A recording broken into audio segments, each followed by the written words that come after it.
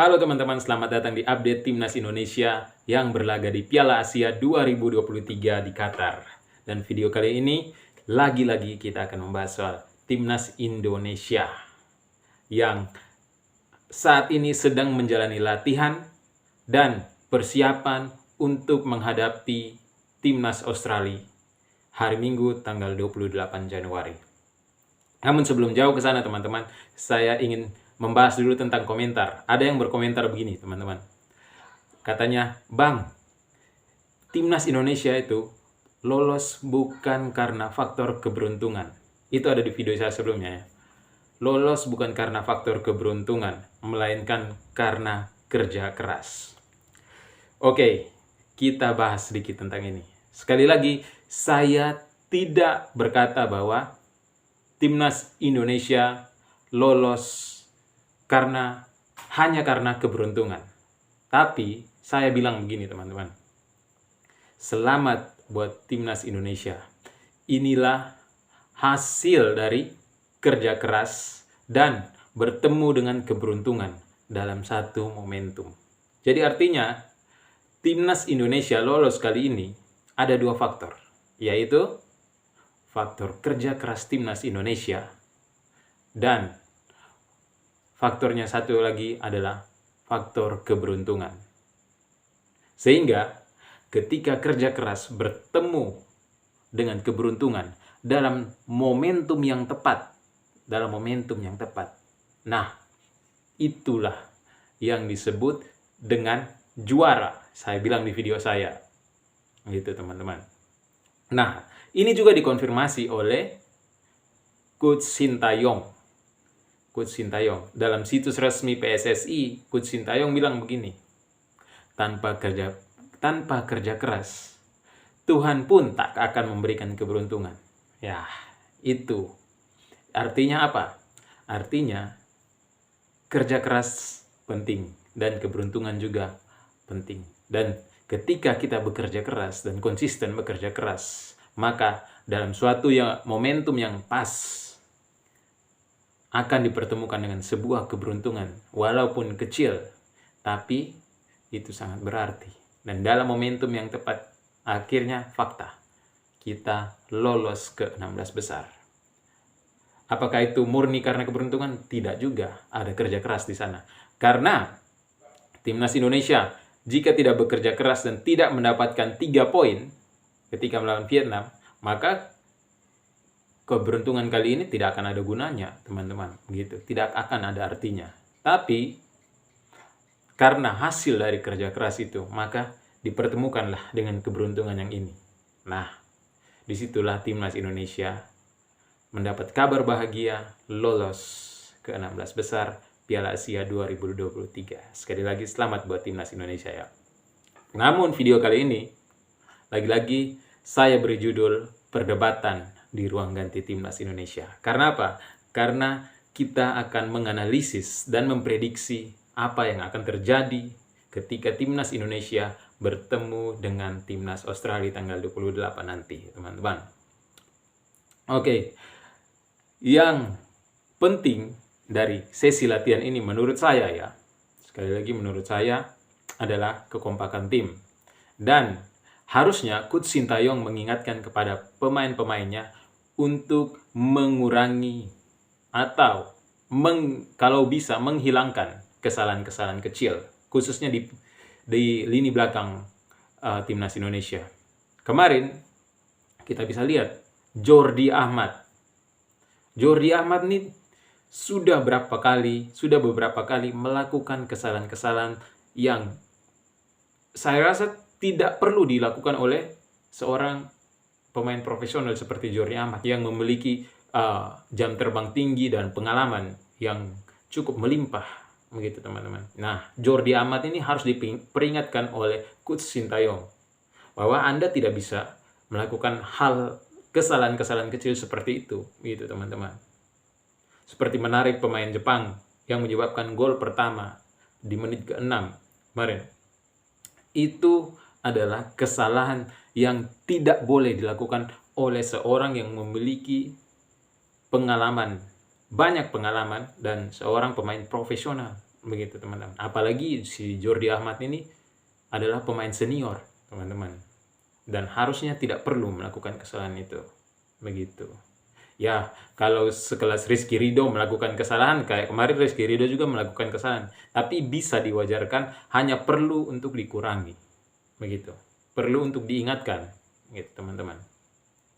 Jadi, pemain-pemain kita juga perlu diingatkan untuk tidak terlalu beryuforia. Harus memanfaatkan momentum ini, teman-teman. Ini adalah momentum bagi kita. Jika kita membuang momentum ini, maka sia-sia. Begitu. Jadi, jangan kita membangga-banggakan, jangan kita juga yang sering dibikin di berbagai konten pandit-pandit sepak bola. Ada yang bilang begini, kita urutan peringkat FIFA kita naik. Ya, ngapain? Peringkat FIFA itu hanyalah angka, teman-teman. It's nothing. Peringkat FIFA itu. Buat apa kita peringkat FIFA? Tapi di Piala Asia kita nanti bermain jelek. Tidak penting, teman-teman. Karena gini, walaupun peringkat FIFA kita dengan Australia jauh, kita di 146 dan Australia di 25, itu kan peringkat FIFA, teman-teman. Tapi secara kualitas pemain, ini yang perlu teman-teman ketahui. Bahwa secara kualitas pemain, kita yang dulu dengan yang sekarang berbeda. Kita sudah punya naturalisasi yang bermain di liga luar, teman-teman. Dan peringkat FIFA itu belum menilai itu. Begitu. Belum menilai saat kita menaturalisasi pemain. Hanya menilai dari jumlah kemenangan dan kekalahan. Itu. Dan saya rasa itu tidak penting, teman-teman. Walaupun peringkat kita jauh dari Australia, tapi saya rasa secara kualitas pemain, mungkin bisa ditandingi dengan timnas Jepang. Dan saya rasa teman-teman sekalian juga belum tentu mengenal semua pemain timnas Australia. Mungkin ada yang tidak dikenal sama sekali. Saya pun begitu, teman-teman. Tidak terlalu begitu kenal dengan pemain Australia dan harus melakukan googling dulu. Harus dicari dulu pemain-pemainnya itu. Begitu. Sehingga saya berpikir bahwa secara kualitas pemain, secara peringkat FIFA kita jauh, tapi secara kualitas pemain, saya rasa kita sangat bisa bersaing dengan timnas Australia. Tapi dengan syarat, kita tidak harus terlalu beryuforia kali ini, teman-teman. Sehingga kita diwawancara di mana-mana dan diposting di mana-mana. Dan ketika kita terlalu berbangga, terlalu euforia, maka disitulah kelemahan kita, teman-teman. Kita tidak fokus lagi ke latihan. Kita hanya memikirkan, kita sudah mencapai target. Oke, kita sudah mencapai target, teman-teman. Tapi, yang perlu diingat, ini adalah momentum yang tepat. Untuk kita bisa mengalahkan timnas Australia. Begitu. Dan, menurut prediksi saya, harusnya kita bisa mengalahkan timnas Australia. Dengan cara apapun. Dan, menurut saya, secara analisis saya, kita bisa menang melawan Australia. Bahkan tidak perlu menunggu extra time atau penalti, teman-teman. Kita bisa menang dengan angka minimal 1-0 melawan Australia. Karena apa? Karena secara kualitas, menurut pandangan saya, secara kualitas pemain, kita mempunyai pemain yang memiliki di lini depan. Dan Australia sangat lambat, begitu. Sangat bisa ditandingi lini belakang Australia, begitu, teman-teman. Sangat mudah disusupi dengan kecepatan-kecepatan pemain kita, begitu. Dan dari segi kualitas pemain, ya kita sama dengan Australia, begitu. Bahkan Australia pun hampir kewalahan di fase grup kemarin, gitu, teman-teman. Jadi saya rasa timnas Indonesia sangat bisa untuk mengalahkan timnas Australia. Asalkan, ini kita kembali lagi ya, tadi kita sudah mengkoreksi Jordi Ahmad, Rizky Ridho. Di lini tengah atau lini depan juga ada Marcelino, kita koreksi sedikit. Marcelino harusnya tidak boleh terlalu dribbling atau menggocek bola, memainkan bola sendirian atau menunjukkan skill individu, tidak boleh. begitu. Ini adalah permainan tim, teman-teman. Beda nanti mungkin ke klub, ya boleh. Tapi sekarang yang kita butuhkan adalah kekompakan, harmonisasi permainan antar tim. Jadi, sedikit koreksi untuk Marcelino, tidak boleh berlama-lama dengan bola. Dan harusnya Yakub Sayuri itu dikembalikan ke posisi aslinya. Menurut saya ya. Tapi kita tidak tahu apa yang akan dilakukan oleh Coach Sintayong. Tapi saya sedikit sepakat ketika Coach Sintayong tidak memainkan Elkan Bagot ketika melawan Jepang. Ya, Elkan Bagot sangat dipertanyakan di lini pertahanan, teman-teman. Begitu. Tapi ketika Coach Sintayong memilih untuk memainkan Elkan Bagot di lini depan, menurut saya ada satu versi yang menarik, begitu, dari Elkan Bagot. Mungkinkah dia bisa bersaing di lini depan timnas Indonesia? Karena secara postur dia sangat bisa. Atau mungkin dia bisa berperan sebagai Kai Havertz gitu ya di Arsenal, bisa. Mungkin bisa karena dia mempunyai postur yang bagus.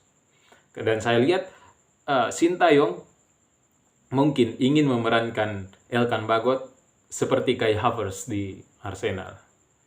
Begitu, teman-teman. Dan kita analisis sedikit dari segi formasi ya menurut saya ya yang cocok buat melawan timnas Australia itu 4-4-2. Ya, saya tidak tahu apakah Coach Sintayong memilih untuk memainkan 3-4-3 seperti kemarin ketika melawan Jepang dengan opsi 5-4-1 gitu ya. Mungkin ada opsi-opsi begitu. Tapi menurut saya yang cocok adalah 4-4-2 buat timnas Indonesia. Tapi itulah kembali ke Coach Sintayong. Hanya sedikit koreksi bahwa Yakub Sayuri harus ditempatkan kembali ke posisi aslinya. Dan Egy Maulana Fikri saya rasa perlu dicadangkan. Karena di bangku cadangan kita ada Sean Patinama. Kenapa tidak dimainkan? Mungkin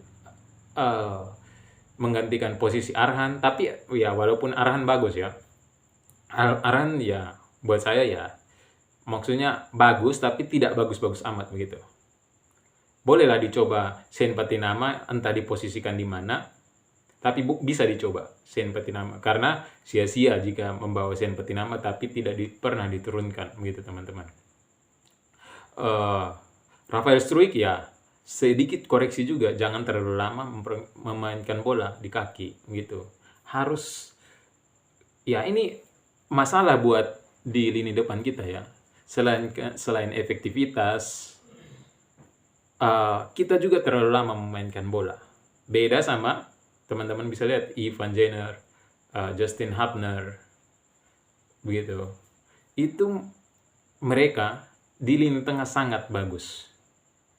Gitu. Mereka sangat punya peranan penting buat timnas Indonesia kali ini. Walaupun kita tahu mereka itu belum lama bergabung di timnas, tapi peran mereka untuk tidak berlama-lama dengan bola itulah yang patut dicontohi oleh Marcelino, Witan, Egy, Rafael Struijk. Itu yang patut dicontohi ketika ada bola langsung melihat teman. Kecuali Anda sendiri berada di depan ya tidak apa lama-lama dengan bola begitu. Tapi ketika ada teman harusnya cepat diberikan ke teman bola itu sehingga kita tidak terlalu berlama-lama karena kita bermain secara tim. Kita bukan ingin menunjukkan skill individu, tidak begitu. Dan yang terakhir, kesalahan elementer, individual error itu yang patut dikurangi. Itu saja video kali ini. Prediksi saya, jika timnas Indonesia bermain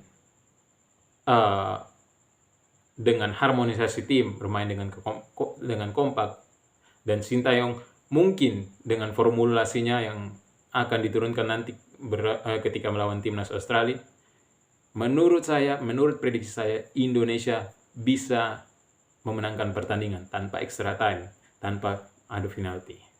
1-0 adalah skor yang layak buat timnas Indonesia. Begitu, teman-teman. 1-0 adalah karena pemain-pemain kita mempunyai kecepatan dan Australia sangat lemah di sisi itu. Saya rasa 1-0 adalah skor yang pantas buat timnas Indonesia. Dan walaupun terjadi extra time, ya kalau penalti ya itu beda lagi ya.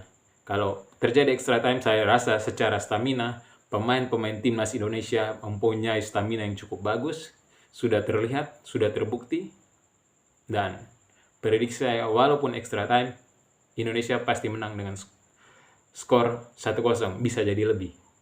Tapi saya tidak yakin timnas Australia bakalan membobol gawang kita. Saya tidak yakin soal itu.